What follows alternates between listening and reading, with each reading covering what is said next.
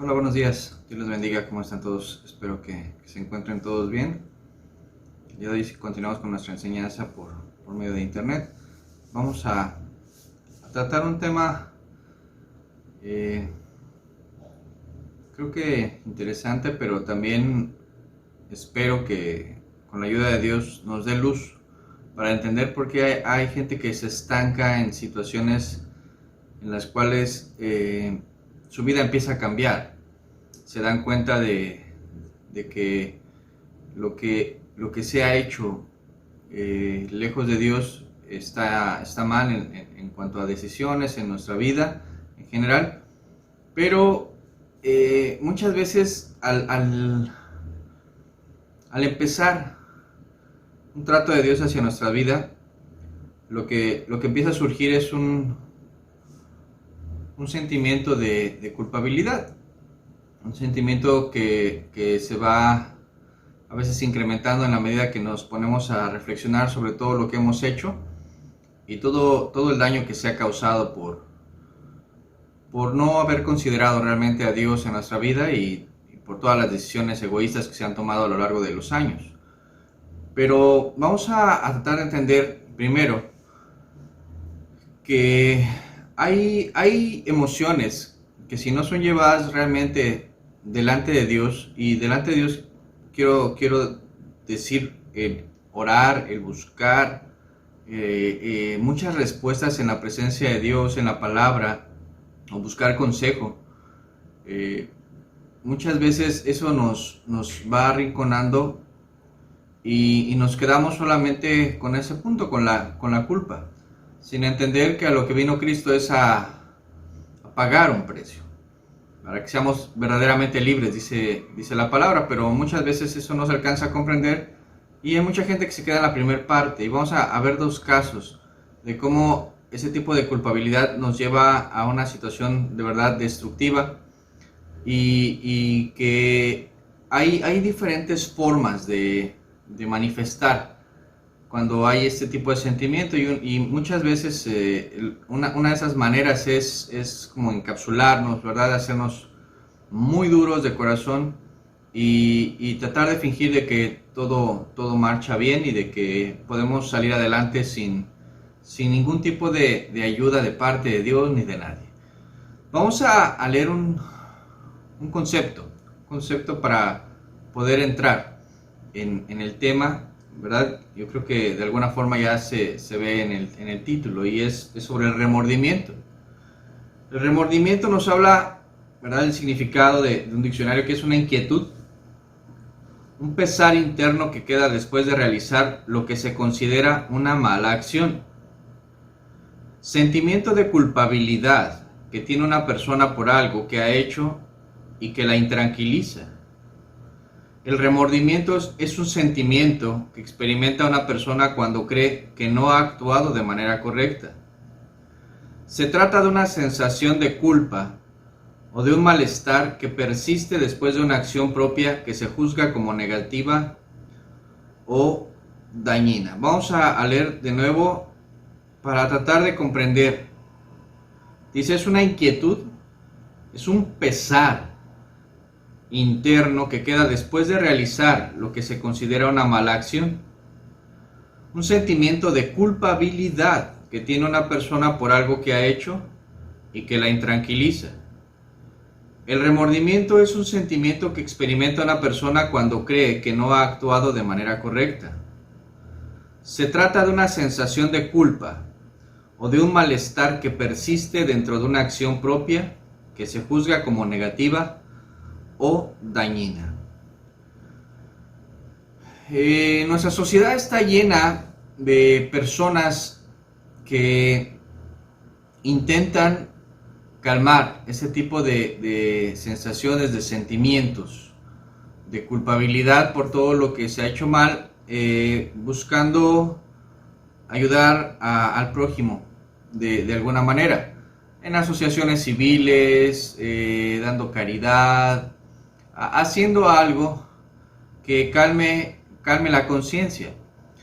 Regularmente una de las bondades más grandes de Dios hacia el hombre es habernos dado una conciencia que nos alerta sobre las cuestiones que están mal, ¿sí? Sobre el daño que se puede causar, nos alerta para tratar de evitar acciones que de otra manera pues, serían muy naturales en cuanto a la vida del hombre, pero esa conciencia se va callando poco a poco con la maldad que se va haciendo. Por eso hay personas de las que se habla y se dice a veces que ya son casi inhumanas, insensibles, porque pueden dañar a alguien como si no pasara absolutamente nada. Entonces es intentar entender que cuando una persona intenta callar esa conciencia, ¿verdad?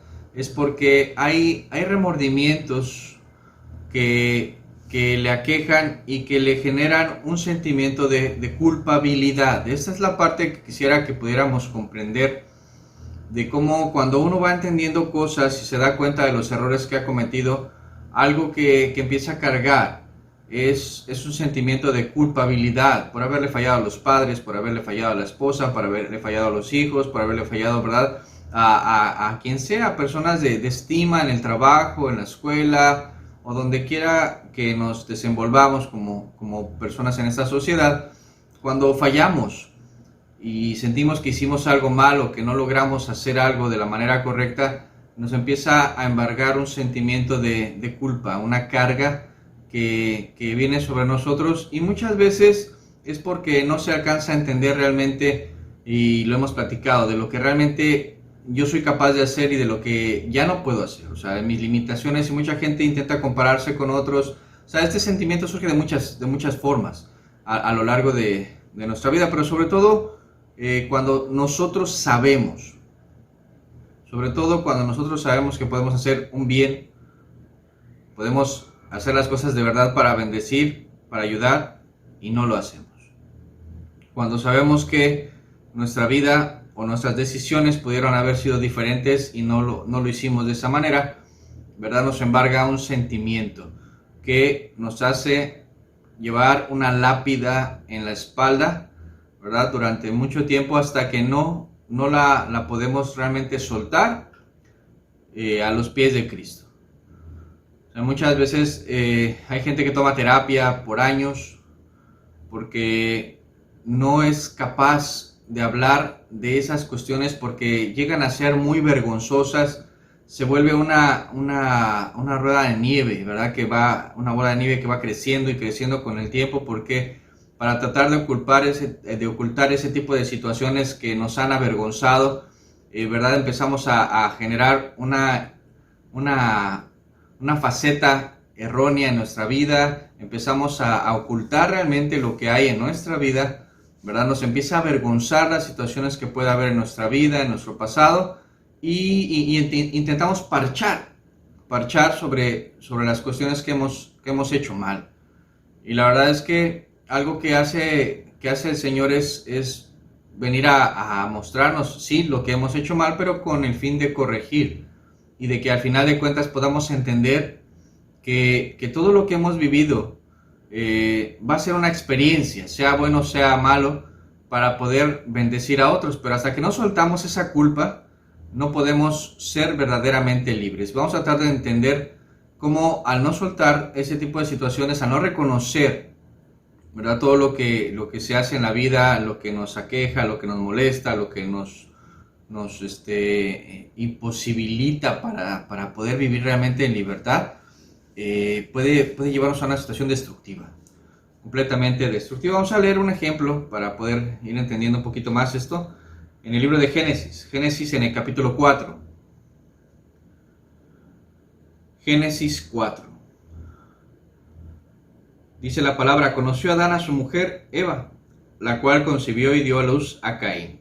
Creo que es una de las historias que más se conoce a grandes rasgos también en la escritura, de los hijos de Adán y Eva. Y se dijo: por voluntad de Jehová he adquirido varón. Después dio a luz a su hermano Abel, y Abel fue pastor de ovejas, y Caín fue labrador de la tierra. Y aconteció andando el tiempo que Caín trajo del fruto de la tierra una ofrenda a Jehová. Y Abel trajo también de los primogénitos de sus ovejas, de lo más gordo de ellas, y miró Jehová con agrado a Abel y a su ofrenda. Pero no miró con agrado a Caín y a la ofrenda suya. Y se ensañó Caín en gran manera, y decayó su semblante. Entonces Jehová dijo a Caín: ¿por qué te has ensañado, y por qué ha decaído tu semblante? Si bien hicieres, no serás enaltecido, y si no hicieres bien, el pecado está a la puerta. Con todo esto, a ti será su deseo, y tú te enseñorearás de él. Y dijo Caín a su hermano Abel: salgamos al campo. Y aconteció que estando ellos en el campo, Caín se levantó contra su hermano Abel, y lo mató. Y Jehová dijo a Caín: ¿dónde está Abel tu hermano? Y él respondió: no sé, ¿soy acaso guarda de mi hermano? Y él le dijo: ¿qué has hecho? La voz de la sangre de tu hermano clama a mí desde la tierra. Ahora pues, maldito seas tú de la tierra, que abrió su boca para recibir de tu mano la sangre de tu hermano. Cuando labres la tierra, no te volverá a dar su fuerza. Errante y extranjero serás en la tierra. Y dijo Caín a Jehová: grande es mi castigo para ser soportado. He aquí me echas hoy de la tierra, y de tu presencia me esconderé, y seré errante y extranjero en la tierra, y sucederá que cualquiera que me hallare me matará. Y le respondió Jehová: ciertamente cualquiera que matare a Caín 7 veces será castigado. Entonces Jehová puso señal en Caín, para que no lo matase cualquiera que le hallara. Salió pues Caín de delante de Jehová y habitó en tierra de Nod, al oriente de Edén. Una de las historias más emblemáticas del inicio en la escritura, porque es prácticamente el primer asesinato del que se nos habla, y es de un hermano contra otro. ¿Sí? Algo interesante en la historia que maneja aquí, dice que cuando Caín trae su ofrenda, dice: trajo del fruto de la tierra una ofrenda a Jehová. No menciona detalles sobre él, pero cuando habla de Abel dice que él trajo de los primogénitos de sus ovejas, de lo más gordo. O sea, da a entender que uno pues, trajo lo que bien le pareció, pero el otro trajo lo mejor, de lo mejor que tenía, y se agradó Dios de eso. De que le estaba ofreciendo lo mejor, no las obras, no de lo que agarró en el camino, sino de lo mejor. Pero hasta aquí no hay un juicio sobre Caín o algo así. Simplemente hay una diferencia, podríamos decir, en cuanto a la reacción de Dios para con sus ofrendas. Pero menciona que se ensañó Caín en gran manera. La palabra ensañar tiene que ver con un enojo profundo. O sea, él se enojó en gran manera, ¿verdad? Y dice que decayó su semblante. O sea, cuando hay situaciones que no nos parecen,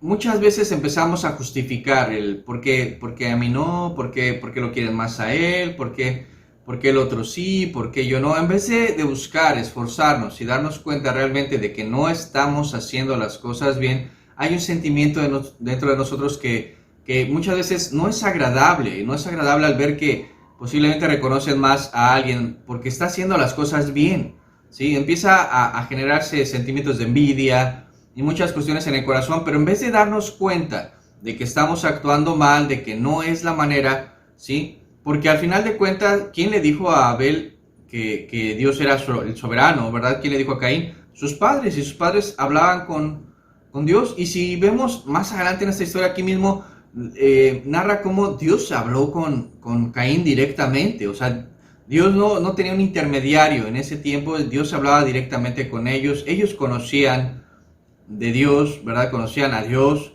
sabían cómo era Dios, qué quería Dios, por qué fueron echados sus padres, ¿verdad? Habían fallado. Y en vez de reconocer y entender de ese tipo de cuestiones y cómo en su bondad Dios va con Caín y le dice: ¿qué pasó? ¿Por qué te enojas? ¿Por qué te enojas? ¿Por qué decae tu semblante? si eres bien, dice, si eres bien, ¿acaso no serás enaltecido? O sea, no va a ser reconocido tu labor, tu trabajo. Dice, pero pues el pecado está a la puerta. O sea, tú tomas la decisión de cómo quieres actuar. O sea, él estaba siendo de alguna forma reprendido por Dios, pero en amor. O sea, yo le estaba diciendo, ¿qué pasó? ¿Por qué te pones así? ¿Por qué te enojas? ¿Por qué tomas esa postura? Si el que se equivocó eres tú, el que actuó de una forma que a lo mejor no se esperaba eres tú, no la otra persona. Y dentro de la situación, Dios intenta hablar y razonar con Caín, pero él estaba nublado y cegado por esa actitud que había visto, pensaba que lo habían relegado, y llama a su hermano, y dice, salgamos su hermano como si nada. Su hermano como si nada, ¿verdad? Va con él y lo mata. Y después viene Dios y le dice, ¿dónde está tu hermano? Y veamos la reacción, ¿no? Veamos la reacción de cómo es la situación le decía la bola de nieve, ¿no? Ya hiciste algo mal y pues entendamos que Dios es soberano y Él lo sabe todo y de alguna forma yo considero que Caín lo sabía al entender que Dios era soberano, Él creó el universo, Él creó las cosas, Él los formó a sus padres, ¿verdad? Y le dice, ¿dónde está tu hermano? Y dice, ¿qué? ¿Acaso yo soy guarda de mi hermano? O sea, una respuesta, ¿verdad? A la defensiva. Muchas veces cuando se intenta platicar con personas que han hecho algo incorrecto, están viviendo algo incorrecto, su actitud ya no es la correcta, toman esta postura, ¿sí? Aunque por dentro sabes que estás actuando mal, le decía, esta es una de las posturas realmente que han destruido a mucha gente cuando nos ponemos a la defensiva en vez de tratar de recibir ayuda y entender que hay gente que realmente nos quiere ayudar, que Dios nos quiere ayudar, ¿verdad? Tomamos una postura de defensiva y le dice, pues que yo tenía que estarlo cuidando, ¿de qué se trata? ¿Verdad? Y Dios le declara, le dice, la sangre de tu hermano, ¿verdad? Clama a mí desde la tierra. Y ya le dice, ¿no? O sea, maldito seas tú de la tierra. Y le empieza a hablar fuerte. Y todavía Caín se queja, le dice, grande es mi castigo para ser soportado. O sea, sí, me echas, ¿verdad? Me echas, ¿verdad? Sí, sí, claro, pues lo preferías a él. Y ahora yo voy a tener que estar errante y seguramente quien me vea me va a tratar de matar. Y pues sí, yo soy el malo y yo soy el que actúa mal. O sea, en una postura ya abiertamente, verás, muy cerrada. Y Dios todavía en su misericordia le dice, no. O sea, si alguien te toca, si alguien intenta dañarte, va a ser castigado, dice, siete veces, ¿no? O sea, realmente es una situación que podemos entender en cuanto a que una persona que empieza a hablar ya de esta manera, ¿verdad? Es porque no solo sabes que estás mal, sino que estás buscando una solución fácil a los problemas, ¿no? De darle la vuelta, de decir, yo, si el afectado soy yo, si las cosas me dañaron a mí, y no queremos detenernos para entender qué es lo que yo estoy haciendo mal. ¿Por qué no recibió mi ofrenda? ¿Qué pasó? O sea, si él podía hablar con Dios, ¿por qué no dijo, oye Señor, ¿por qué no recibiste mi ofrenda? ¿Qué estoy haciendo mal? ¿Qué estoy haciendo mal? Pero en vez de eso, arremete en una situación ya de ira, por eso decía, es una situación destructiva. Destructiva total. ¿Por qué? Porque das rienda suelta a las emociones. Cuando leíamos acerca de que el remordimiento es un sentimiento, ¿verdad? Que en el que tú entiendes que algo está mal, pero te genera una culpa y esa carga para muchos se vuelve insoportable, intolerable y empiezan a buscar una salida, ¿verdad? Pero no reconociendo lo que yo hice mal, sino tratando de echarle la culpa a los demás de lo que yo hice mal, de lo que no estuvo bien, ¿sí? Hay otra historia, otro personaje que vamos a estudiar ahorita, que tuvo otra reacción y así podemos ver diferentes, ¿no? O sea, inclusive la del rey David cuando él peca, él toma a la mujer de Urías Eteo, la embaraza y sabe que está mal, sabe que ha actuado mal y empieza a actuar de una forma muy similar a Caín, ¿no? O sea, empieza a tramar algo para poder solucionar lo que ya había hecho mal, pero a su manera, no buscando justicia, no buscando a Dios, no buscando realmente la dirección de Dios, sino tratando de encubrir. Aquí es donde viene la situación más dañina del remordimiento y vamos a tratar de entender una diferencia real acerca de esto con el arrepentimiento, ¿sí? El remordimiento, al generar esa culpa fuerte, ¿verdad? Mucha gente, en vez de tratar de solucionar de raíz las cosas y reconocer que, le decía, es algo muy vergonzoso, reconocer una falta, ¿verdad? Intenta solucionar a su modo. Y va haciendo las cosas más grandes. David manda llamar a Urías, Urías no va a su casa, Urías no pasa la noche con su mujer, no está con ella, entonces David se ve cada vez más amenazado en cuanto a su integridad, a su persona, y lo que termina haciendo es ordenando prácticamente que lo maten. O sea, la única solución que ve es lo mato y ella, su mujer queda viuda y me puedo casar con ella y todo arreglado, ¿no? Asunto arreglado. Aunque era una situación de testimonio público y Dios se lo muestra, ¿verdad?, a profeta Natán. El profeta Natán va y le habla y lo reprende duramente y lo lleva a un punto en el que lo cerca. Dios, en su misericordia, lo que busca hacer es cercarnos. ¿Para qué? Para que podamos nosotros de verdad ya no tener a dónde movernos. Y ahora sí, la situación posiblemente sea pública y en una situación así de vergüenza ya abierta, ¿verdad?, ya no hay nada que esconder. Y aún así, ¿verdad?, hay gente que se obstina en eso y dice, no me importa, voy a seguir igual. En ese caso, David dice, merezco la muerte. O sea, yo estoy muy mal. Y es donde surge la oportunidad para recapacitar y decir, pues el que quiere cambiar soy yo. El que necesita cambiar soy yo. El que tiene que entender que actuó mal soy yo. Y empezar a darse cuenta de que por más que hagamos, esa lápida va a seguir encima de nosotros hasta que no reconozcamos que actuamos mal, ¿sí? Pero es entender que Dios, ¿verdad?, Dios busca ayudarnos. Él vino, dice, por enfermos, no por sanos, por gente que realmente está mal y que necesita la ayuda.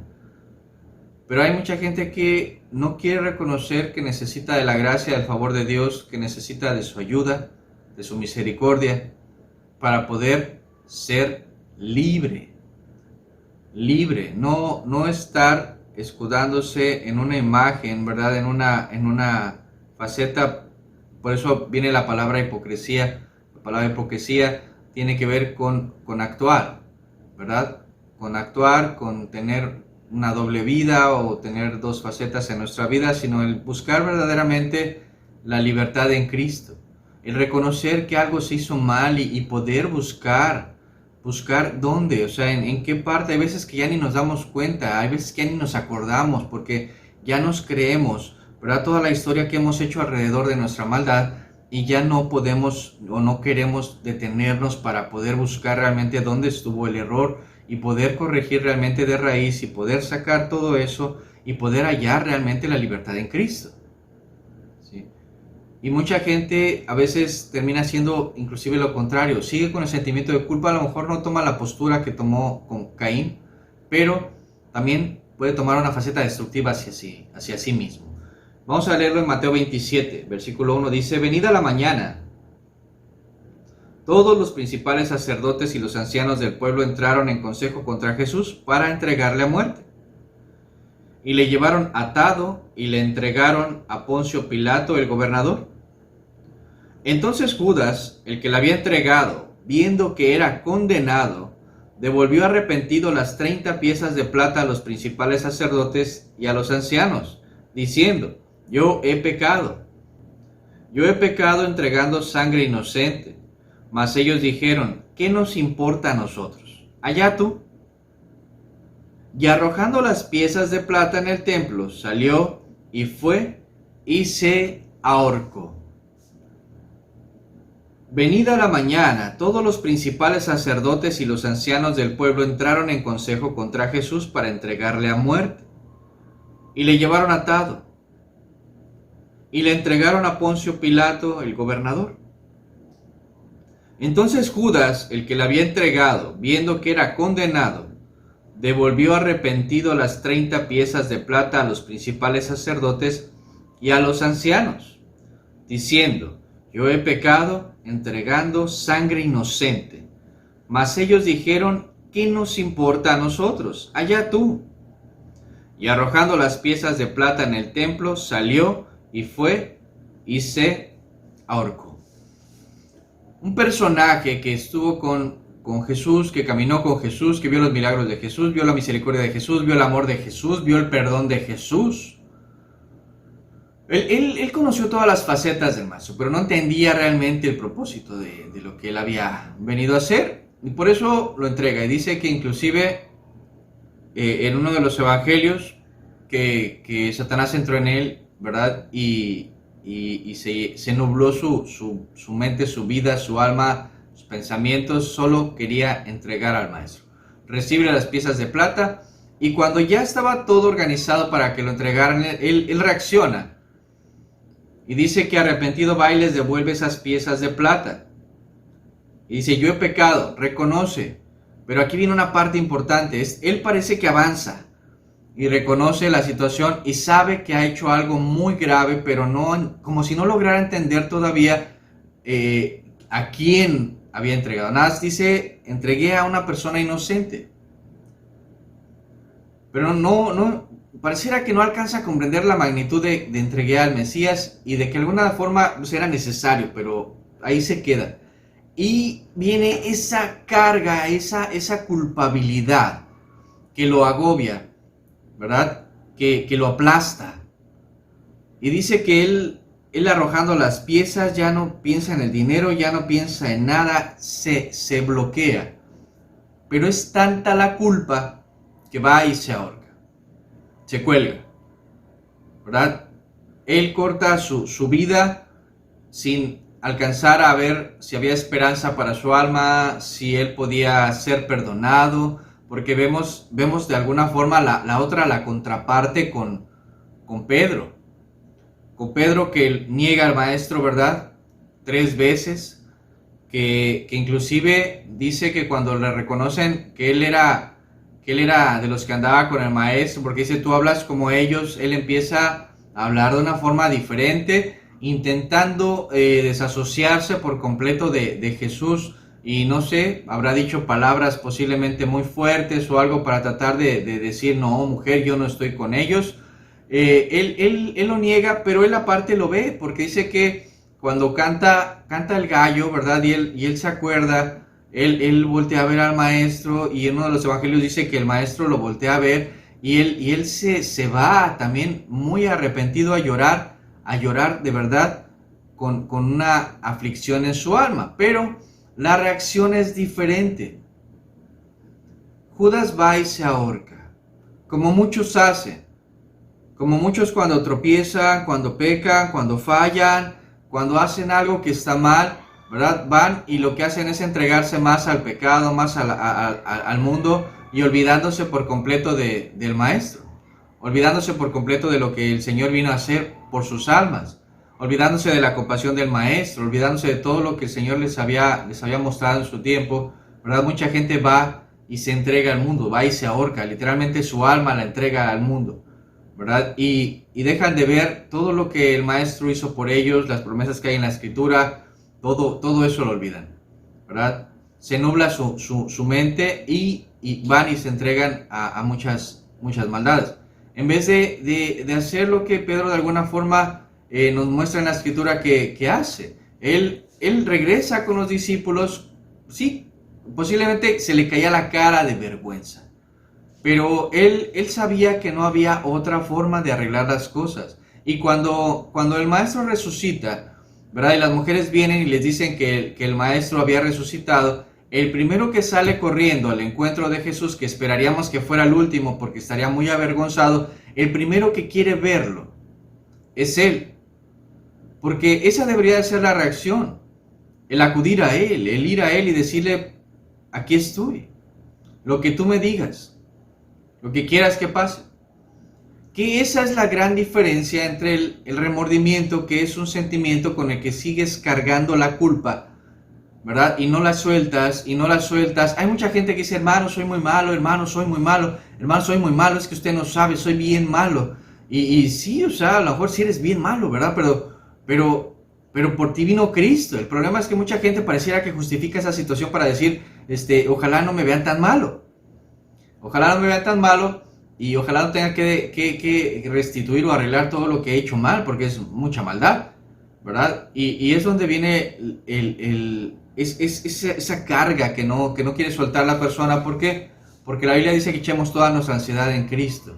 Pero mucha gente pareciera que no quiere dejar eso, sino que quiere seguir cargando con esa culpabilidad, como si se volviera, ¿verdad?, una necesidad el seguir sintiéndose así, en vez de volver realmente la mirada a Cristo. Mirad a mí, sed salvos, dice la Escritura. En vez de mirarlo a Él, la gente sigue mirando su pecado, sigue cargando con su culpabilidad. En un término de arrepentimiento, un significado de arrepentimiento, dice que es dicho de una persona, es un sentir pesar por haber hecho o haber dejado de hacer algo. Sentir pesar por haber hecho o haber dejado de hacer algo. O sea, sí sientes también una carga, pero también tiene que ver con un cambio completo de actitud. Cambio completo de una forma de pensar. Eso es lo que conlleva un arrepentimiento, ¿sí? O sea, dejo de hacer lo malo, pero empiezo a hacer lo bueno. La Escritura nos dice, ¿verdad?, que el que robaba no robe más, sino que trabaje con sus manos y que lo que gane sirva para ayudar a otros. O sea, no solamente se queda en una situación de sientes culpabilidad y te das golpes de pecho y dices, yo pecador, ¿verdad? No, o sea, sí reconoces esa falta, pero también volteas a ver lo que realmente dice la palabra para poder salir adelante, ¿sí? O sea, salir adelante y poder realmente dar el siguiente paso. Sí sientes mal por haber hecho, pero no te quedas ahí, sino que hay un cambio de forma de pensar, ¿verdad? Ya no es la culpabilidad la que va a gobernar tu vida, sino Cristo. Dice en 2 Corintios 7, 2 Corintios 7, versículo 8, porque aunque os contristé con la carta, no me pesa, aunque entonces lo lamenté, porque veo que aquella carta, aunque por algún tiempo os contristó, ahora me gozo, no porque hayáis sido contristados, sino porque fuisteis contristados para arrepentimiento, porque habéis sido contristados según Dios, para que ninguna pérdida padecieseis por nuestra parte. Porque la tristeza que es según Dios produce arrepentimiento para salvación, de que no hay que arrepentirse, pero la tristeza del mundo produce muerte. Muerte, dice, la tristeza que es según Dios produce arrepentimiento para salvación, de que no hay que arrepentirse, pero la tristeza del mundo produce muerte. O sea, realmente de lo que nos está hablando el apóstol es, él escribe una carta, reprende a una iglesia porque está actuando mal, porque está una persona con pecado, un pecado muy grave y sobre todo un pecado ya abierto, un pecado que la gente lo veía, ¿verdad? Había un mal testimonio y lo permitían dentro de una congregación, dentro de una iglesia, y le dice, no, eso está mal, y empieza a hablar de toda la iglesia, de situaciones que estaban dentro de la iglesia, y es una carta muy fuerte pero muy hermosa porque es una carta donde habla de una preocupación genuina por el alma de los corintios. Y en la segunda epístola, ¿verdad?, él les dice, de alguna manera, sé que con la carta produjo un contristamiento, ¿verdad? Los compungió, les generó un sentimiento fuerte en ellos de culpabilidad, de tristeza, ¿verdad? Dice, y en su momento lamenté porque tuvo que ser muy dura la carta, pero dice, pero ya no, porque veo que sirvió. O sea, sirvió el haber sido confrontado, sirvió el haber sido, ¿verdad?, duro en su momento y haber marcado lo que estaba mal, porque hubo un cambio un cambio de mentalidad, dice que un arrepentimiento, pero ese arrepentimiento produjo vida en ellos.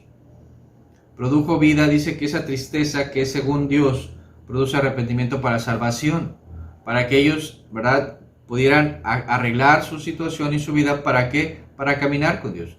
Pero también dice que hay otro tipo de tristeza y es de la que hemos hablado, tristeza de muerte, donde la gente no quiere reconocer, sino que esa situación dice, no sirvo para nada, no sirvo para nada, y se lo cree, ¿verdad? Yo soy mal, no sirvo para ser cristiano, yo no sirvo para esto, yo no sirvo para el otro, es que siempre hago las cosas mal. O sea, en vez de buscar arreglar las cosas, se caen los mismos errores. Se vuelve a caer, ¿verdad? Y se vuelve a tropezar con la misma piedra y constantemente. ¿Por qué? Porque no se afianza en Cristo, porque no le está creyendo realmente a lo que Dios ha buscado en su vida, y entonces es donde viene el verdadero problema. No hay paz. No hay paz porque no se está siendo honesto, no se está siendo franco, no se está realmente reconociendo las faltas. O sea, después de algún tiempo de la situación de David, cuando él es perdonado y cuando, ¿verdad?, su situación empieza a restaurarse, viene una situación en la que él censa al pueblo, él empieza a contar su ejército, sus caballos, porque estaba confiando más en su ejército, en su fuerza, que en Dios. Dios le reprende, Dios inclusive le pone una sanción, le dice, tú escoge la sanción.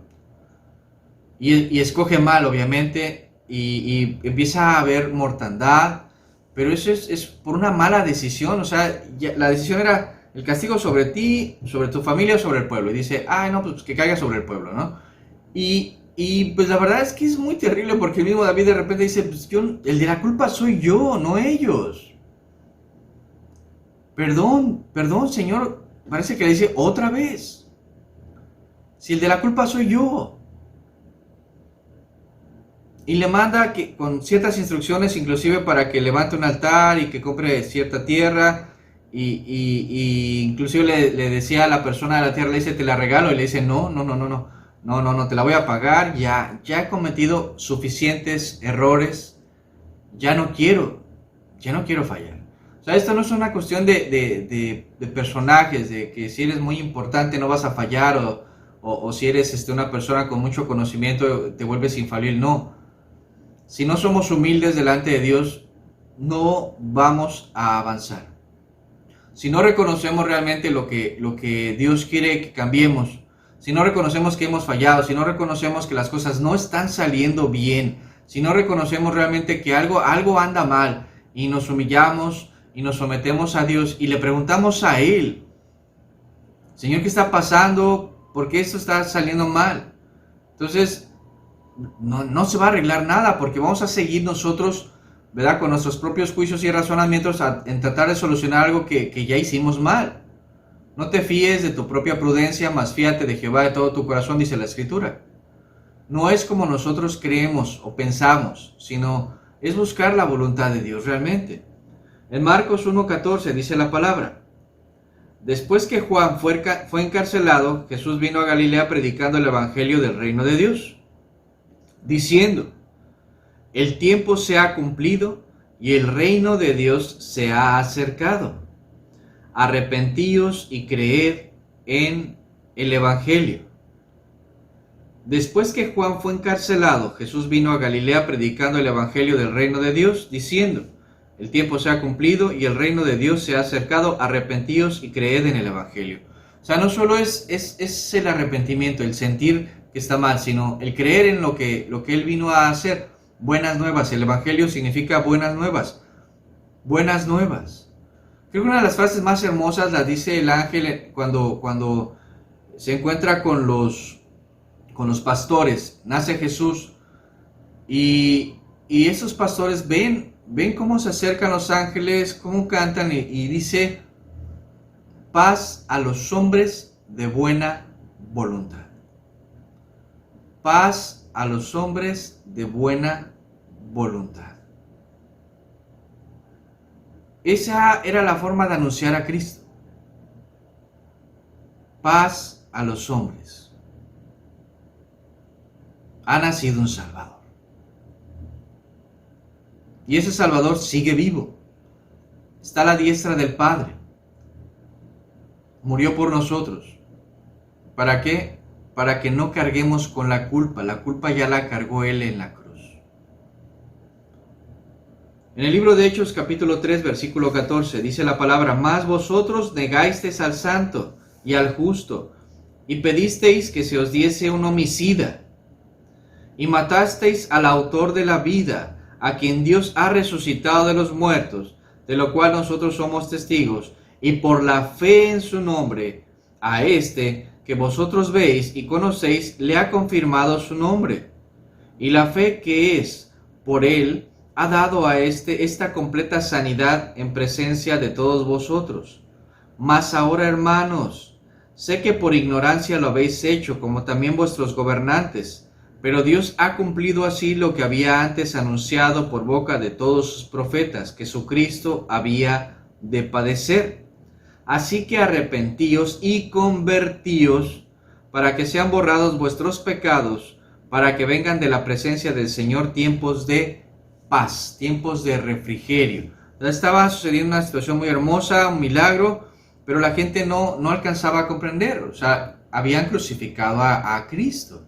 Y les empiezan a predicar y les empiezan a decir, ¿verdad?, de todo lo que había sucedido, de lo que había hecho la gente, de cómo la gente no lo había entendido. Dice, pero más ahora, hermanos, sé que por ignorancia lo habéis hecho. Porque mucha gente no alcanza a comprender realmente lo que Dios ha hecho, lo que Cristo vino a hacer.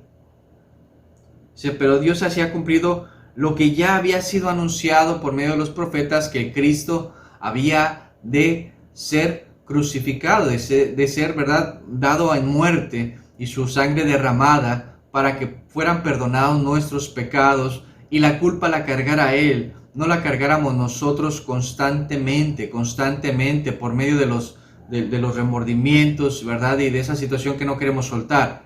Porque a veces le decimos, Señor, yo creo en ti y sé que tú me vas a ayudar, por favor ayúdame, y por favor ayúdame, porque sé, ay Señor, es que si no me ayudas, y pareciera, ¿verdad?, que le estamos diciendo, es que yo no sé si tú me vayas a ayudar.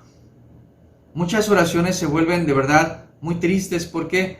Porque la gente no entiende que cuando una persona se acerca a Él y de verdad se humilla y de verdad le cree y de verdad pone toda su confianza en Dios, Dios escucha, porque eso dice Él, eso dice su palabra.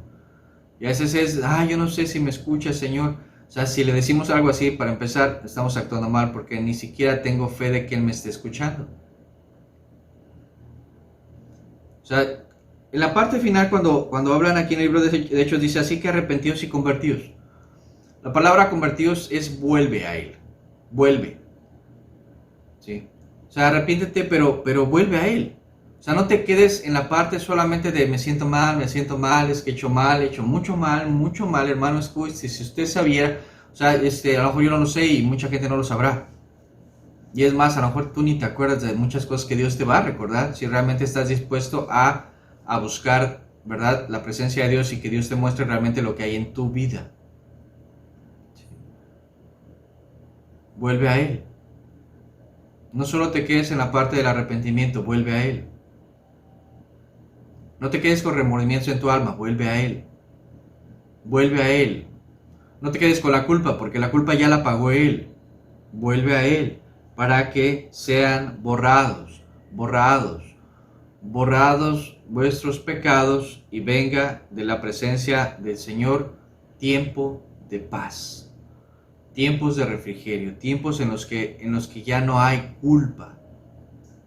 ¿Por qué? Porque Él nos ha perdonado. Cuando hay un verdadero arrepentimiento, hay fe. ¿Por qué se habla de un falso arrepentimiento? Porque hay gente que dice, hermano, sí, yo sé que he hecho mucho mal, pero no lo soltamos. No lo soltamos y seguimos arrastrando todo ese tipo de situaciones. No solo es el pecado, sino la culpa y la culpa y la culpa y la culpa, y te sigues arrastrando y te vas a ahorcar. Y vas a decir, como Judas, ¿verdad?, ¿qué he hecho? ¿Qué hago? ¿Qué estoy haciendo? Y te vas a entregar al pecado, en vez de ponerle un alto y decir, Señor, ayúdame, porque yo no puedo. Yo no puedo. Yo solo no puedo. Si tú no me ayudas, yo no puedo. Yo no puedo cambiar. Mi carácter no va a cambiar. Señor, si tú no me ayudas, mi vida no va a cambiar, ¿Por qué? Porque es necesario que venga Cristo y que sea, ¿verdad?, un nuevo nacimiento. O sea, que la vida vieja, ya el hombre viejo muera. Si no muere el viejo hombre, entonces no hay nueva vida. Y cuando es nueva vida, dice, todo lo viejo desaparece. Todas las cosas son hechas nuevas, porque esa es la voluntad de Dios. Pero necesito creerlo, confiar, volver a Él, mirarle a Él y ser salvo. Poder mirar a Cristo, no al pastor, no al ministro, no al hermano, no a la iglesia, no a la congregación, mirar a Cristo. Necesitamos mirar a Cristo. Hacemos una oración para terminar. Y le pido un favor, reflexione no solamente la situación de decir soy muy malo, sino decir, bueno, quiero ser libre, o sea, quiero ser de verdad libre, quiero que en mi vida haya paz, haya tiempos de refrigerio, como lo dice la palabra, porque dice la palabra que le buscaremos y le hallaremos porque lo buscaremos con todo el corazón. Va a haber voluntad, va a haber el deseo. Dice, cuando hay esa actitud, lo vamos a encontrar. Lo vamos a encontrar. Pero eso ya depende de nosotros. Porque Él ya hizo todo lo demás.